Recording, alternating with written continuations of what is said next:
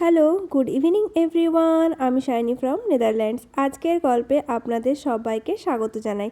এখন আমি আছি ডিক্যাথলনে, আর যেখানে কিছু প্রয়োজনীয় জিনিসপত্র কেনার জন্যে এসছিলাম। যা টুকটাক দরকার ছিল নিয়ে নিয়েছি, আর ডিক্যাথলন থেকে বেরানোর মুখেই দেখলাম এখানে একটা অলিভ ওলেনের দোকান আছে, আর যার মধ্যে ভিড় উপচে পড়েছে। আসলে এখানকার মানুষজন শীতকালে বা ক্রিসমাস নিউ ইয়ারের সময়ে যে খাবারটা অবশ্যই খেয়ে থাকেন সেটা হলো এই অলিভ ওলেন। এটা খেতেও কিন্তু বেশ টেস্টি হয়, আর এই লম্বা লাইনের মাঝে তাই আমিও একজন হয়ে দাঁড়িয়ে গেছি। দেখেছেন কতজন মানুষ এইটুকু দোকানটার মধ্যে কাজ করছে, আর বিভিন্ন টাইপের অলিভ ওলেন পাওয়া যাচ্ছিল। কোনোটাতে আলাদা আলাদা ফ্লেভার ছিল, আবার কোনোটাতে ওপরে চকলেট সিরাপ দেওয়া ছিল। আর এমনিতে নর্মাল যে অলিভ ওলেন সেটার দাম ছিল ওই 1.5 ইউরো করে, মানে ভারতীয় টাকায় ধরে রাখতে পারেন প্রায়। চকলেট বা অন্য কোনো ফ্লেভারের নিতে চান সেগুলোর দাম কিন্তু আলাদা আলাদা।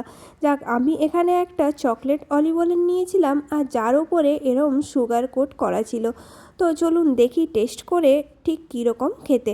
এই প্রথমবার কিন্তু আমি অলিভ ওলেন খাবো, তাহলে দেখি তো। বেশ ভালো খেতে। আমাদের ওইখানে যেরম ধরুন ওই মালপোয়া খেতে ঠিক ওরকম টাইপেরই, বাট উইথাউট সিরাপ। যাক, অলিভ ওলেনটা শেষ করে চলুন সামনের দিকে যাই, আর দেখি এখানে একটা সুন্দর জুসের দোকান বসেছে। তবে এই ঠান্ডার মধ্যে কে আর জুস খাবে? যদি গরম গরম চা বা কফি পাওয়া যায় তাহলে মন্দ হতো না। আর ক্রিসমাস বা নিউ ইয়ারের জন্যে এই জায়গাটাও বেশ সুন্দর করে সাজিয়েছে। যদিও এখানকার প্রত্যেকটা জায়গায় শীতকালে এত সুন্দর করে ডেকোরেট করেন এনারা, যাতে এই শীতের সময় মানুষের মন খারাপ না হয়। আসলে বেশিরভাগ টাইমই তো এখানে অন্ধকার থাকে, তার জন্যে লাইট দেওয়াটা বেশ জরুরি। আর ওই যে দেখুন, আমরা এখন আছি রটারডাম সেন্ট্রালে, যার জন্যে এই সুন্দর লাইট দেওয়া ছিল। এখন কিন্তু বাড়িতে চলে এসেছি, আর বাড়িতে আসার পরেই কিছু জিনিসপত্র নিয়ে এসেছিলাম, সেগুলোও সব রেখে দিলাম। তার মধ্যে নিয়েছিলাম ওই সবজির মধ্যে বলতে পারেন বিনস, ক্যাপসিকাম, টমেটো, পালং শাক, আর একটা বড় ব্রেড নিয়ে নিয়েছি। এই ফিলাডেলফিয়ার যে মিক্সটা দেখতে পাচ্ছেন, এটাও অনেক দিন ধরেই দেখছিলাম, বাট নেওয়া হচ্ছিল না। এটা ওই স্যান্ডউইচের মধ্যে দিয়ে খাওয়ার জন্যে।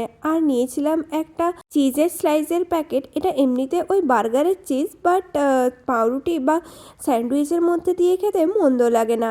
এদিকে আছে একটা দুধের 1 লিটার না 2 লিটারের ক্যান, বাটার আর অনিয়ন। তাহলে চলুন, এগুলো কিন্তু গুছিয়ে রাখারও সময় হয়ে গেছে। আর এখানে প্রত্যেকটা জিনিসের ওপরেই কিন্তু ডেট লেখা থাকে। যেমন ধরুন ওই দুধটা ছিল 14 তারিখ অবধি, তো তার মধ্যে খেয়েই শেষ করতে হবে। এমনিতে ডেট পেরিয়ে গেলেই যে খারাপ হয়ে যায় সেরম না, তবে ডেট যখন দেওয়া থাকে তখন আমরা যদি কোনো জিনিসের ডেট পেরিয়ে যায় তারপর ওটা আর খাই না। রাত্রিবেলায় রান্না করারও সময় হয়ে গিয়েছে। প্রত্যেক দিন যে কী রান্না করব সেটা একটা বড় চিন্তার ব্যাপার। সেই যে সেদিন সালমন ফিশের যে প্যাকেটটা এনেছিলাম না ফ্রোজেন, ওই মাছটারই আজকে ফ্রাই করে নিই, কারণ এটা কারি করলে খুব একটা বেশি ভালো লাগে না খেতে। তাহলে বেশ ছোট ছোট করে পিসগুলো কেটে নিয়েছি যাতে ক্রাঞ্চি হয়, আর কড়াইতে তেলও দিয়ে দিয়েছি। এরপর ভালো করে মাছগুলো ভেজে নিই। যদিও সামুদ্রিক মাছ ভাজতে একদমই বেশি টাইম লাগে না, 5 থেকে 10 মিনিটের মধ্যেই সুন্দর কিন্তু মাছগুলো ফ্রাই হয়ে যাবে।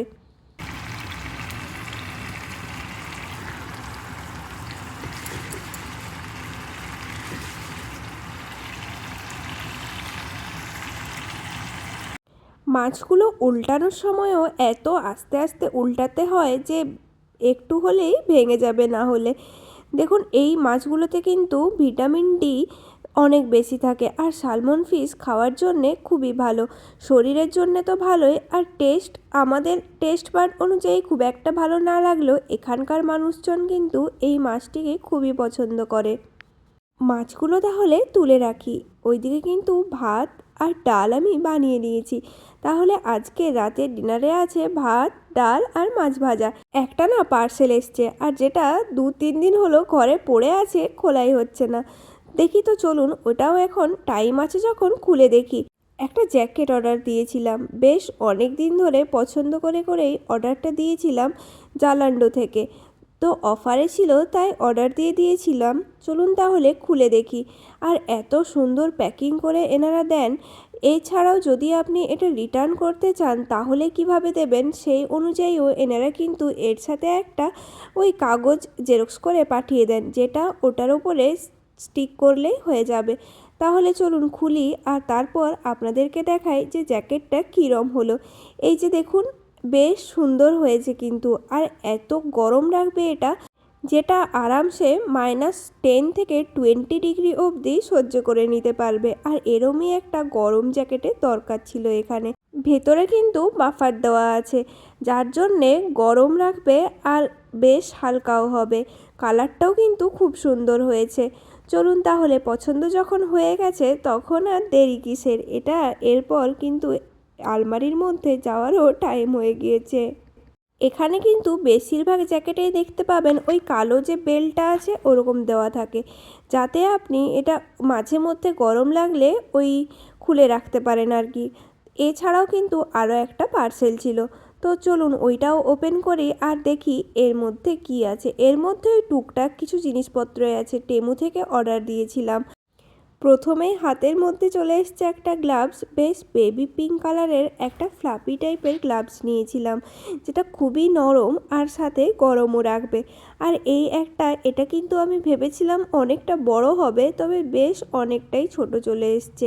এইদিকে দেখুন আরও একটা গ্লাভস, যেটা ওই সামনের আঙুলটা কাটা থাকবে, যাতে সহজেই ফটো বা ভিডিও নিতে কোনো প্রবলেম না হয়।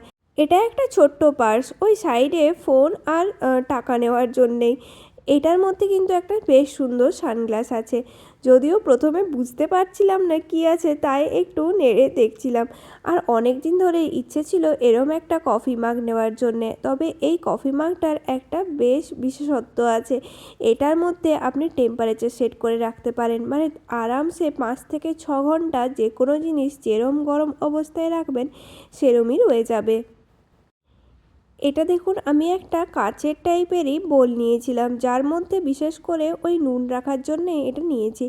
চলুন তাহলে সব জিনিসগুলো এরপর একসাথে করে নিই। ও, একটা সুন্দর ক্লিপও নিয়েছি।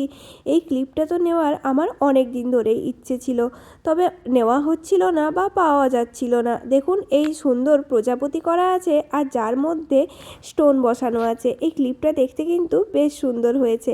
আর এই যে দেখুন, বললাম না টেম্পারেচার সেট করা যায়। বিকেল হয়ে গেছে, আর বিকেল হওয়ার সাথে সাথে কিছু খাবার না খেলে কি আর হয়। আমি কিন্তু বেশ সুন্দর সূর্যের মতো দেখতে দুটো কেক নিয়ে নিয়েছি, আর যেটা গরম করার জন্যে মাইক্রো ওভেনের মধ্যে দিয়েও দিয়েছি। এরপর তাহলে টেম্পারেচারটা সেট করে নিই। 360 ডিগ্রি ফারেনহাইটে 45 সেকেন্ডের জন্য দিয়ে দেবো, তাহলেই হয়ে যাবে। দেখুন গরম কিন্তু হয়ে গেছে, আর এর সাথে অবশ্যই কফি মাস্ট।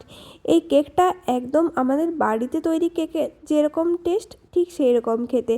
আমরা ওই ময়দা ডিম দিয়ে বানাই না, ঠিক ওই টাইপের। দেখুন খেয়ে নিই, আর তারপর চলুন আপনাদেরকে এই সুন্দর জানলা থেকে রাতের দৃশ্যটাও একটু দেখিয়ে দিই। এই জানলা থেকে কিন্তু বাইরেটা দেখতে অসাধারণ সুন্দর লাগে, আর রাত্রেবেলায় তো এর সুন্দরতা আরও অনেকটাই বেশি বেড়ে যায়। এই জানলার ধারে বসে তো আমি 1-2 ঘন্টা টাইম আরামসে পাস করে দিতে পারি। রাতের খাবারে কিন্তু আজকে আছে স্পেশাল মেনু। আজকে আমি বানিয়েছিলাম মোরগ পোলাও, আর যেটা খেতে অসাধারণ সুন্দর হয়েছিল। যদিও 2টো চিকেন কষা আমি অবশ্যই রেখে দিয়েছিলাম, যদি খেতে ইচ্ছে করে আর কি। চলুন তাহলে এরপর এই খাবারটা প্লেটের মধ্যে নিয়ে নিই, তারপর রাতের ডিনারটা কমপ্লিট করি। তাহলে চলুন আজকে আমার এই ভ্লগটা এখানেই শেষ করছি। যদি আমার এই ভ্লগ আপনাদের ভালো লাগে তাহলে please do like, comment, share and subscribe. দেখা হবে পরের নতুন একটি ভ্লগে। Thanks for watching my video.